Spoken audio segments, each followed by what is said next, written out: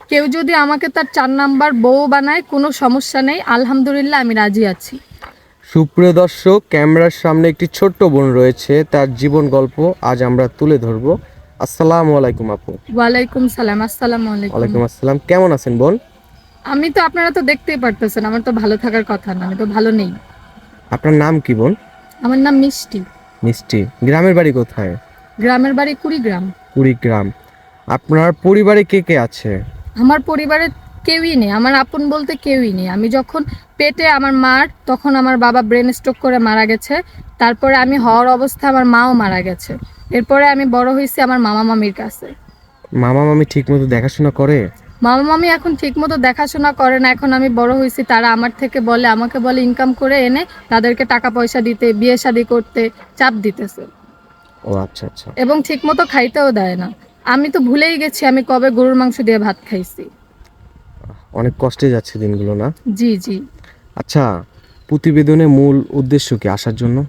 প্রতিবেদনের মূল উদ্দেশ্য হচ্ছে আমার আপনাদের কাছে আসার জন্য যে আমি একজন ভালো মনের জীবন সঙ্গী খুঁজতেছি, যে আমাকে হচ্ছে 3 বেলা ঠিকমতো খাবার দাবার দিয়ে পরিপূর্ণভাবে রাখতে পারবে, ভালোবাসতে পারবে, শুধু এরকম একজন মনের সঙ্গী, আর কিছুই না। মানে আপনার শুধু 3 বেলা একটু খাইতে দিবে এমনই একটা লোক চাচ্ছেন? জি, আমি এমনই একজন লোক চাচ্ছি। যাক, ইনশাল্লাহ পেয়ে যাবেন। আচ্ছা বোন, আমাদের এখানে তো বিভিন্ন প্রবাসী ভাই বিয়ের জন্য আসে। যদি এমন কোনো প্রবাসী ভাই আপনাকে বিয়ে করতে চায়, তার অতীতে একটা বাচ্চা আছে, একটা বউ আছে, তাও আপনাকে গ্রহণ করতে চায়, তাহলে কোনো সমস্যা আছে? আমার কোনো সমস্যা নেই ভাইয়া, আলহামদুলিল্লাহ আমি রাজি। কারণ আমাকে যদি ভালোবাসতে পারে, ভালোভাবে রাখতে পারে, একটা সংসার আমি চাই, ভালো একটা সংসার যদি সে আমাকে দিতে পারে, তাহলে আমার কোনো সমস্যা নেই। সে আমাকে 4 নাম্বার 5 নাম্বার ওয়াইফ বানাইলেও আমার কোনো সমস্যা নেই। যাক মাশাল্লাহ।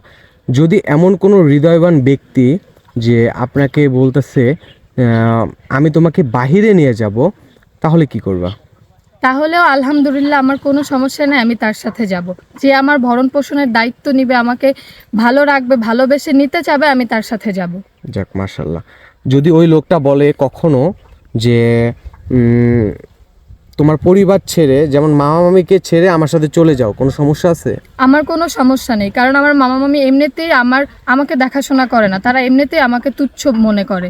তো আমি তাদেরকে ছেড়ে যেতে পারবো, কোনো সমস্যা নেই, তারা এমনিই আমার খোঁজ নেয় না। আচ্ছা, ওই লোকটার বয়স যদি 50 কিংবা 60 বছর হয়, তাহলে কোনো সমস্যা আছে? কোনো সমস্যা নেই, 50 বয়সটা কিছুই না, বয়স কোনো ব্যাপারই না, কোনো সমস্যা না আমার জন্য। শুধু আমাকে ভালোবাসলেই হবে, আমাকে একটু ভালোভাবে রাখলেই হবে। যাক মাশাল্লাহ। আচ্ছা বোন, আপনার পার্সোনাল নাম্বারটা দিয়ে যান আমাদের। আমার তো কোনো ফোন নেই, পার্সোনাল নাম্বার তো দূরে থাক, আমার তো একটা বাটন ফোনও নেই। আমাকে এখানে আপনাদের আপু নিয়ে আসছে, আর আপু বা আপনার কাছে, আপনাদের সাথে যোগাযোগ করলে আমাকে পাবে, এছাড়া আমাকে পাওয়া যাবে না। সুপ্রিয় দর্শক, আপনারা এই বোনটির জীবন গল্প শুনলেন। খুব অল্প সময় কারো জীবন গল্প তুলে ধরা যায় না। যদি কোনো হৃদয়বান ব্যক্তি এই বোনটির সাথে যোগাযোগ করতে চান, ডিসপ্লেতে দেওয়া একটি নাম্বার রয়েছে, ইনশাল্লাহ আপনারা যোগাযোগ করেন, আমরা যোগাযোগ করার ব্যবস্থা করে দিব। আচ্ছা বোন, বিয়ের পরে জামাইকে নিয়ে কোথায় যাবেন ঘুরতে? ইনশাআল্লাহ যদি এটা আল্লাহ কপালে লিখে রাখে, ভালো একজন মনের মানুষ পাই, তাহলে সে যেখানে নিয়ে যাবে সেখানে যাব বিয়ের পরে। জামাইকে কি বলে রাখবেন বিয়ের পরে? জামাইকে জামাইকে সে যেটা পছন্দ করবে সেটা বলেই ডাকবো। ওকে বোন, ভালো থাকবেন, সুস্থ থাকবেন। আসসালামু আলাইকুম। আসসালামু আলাইকুম।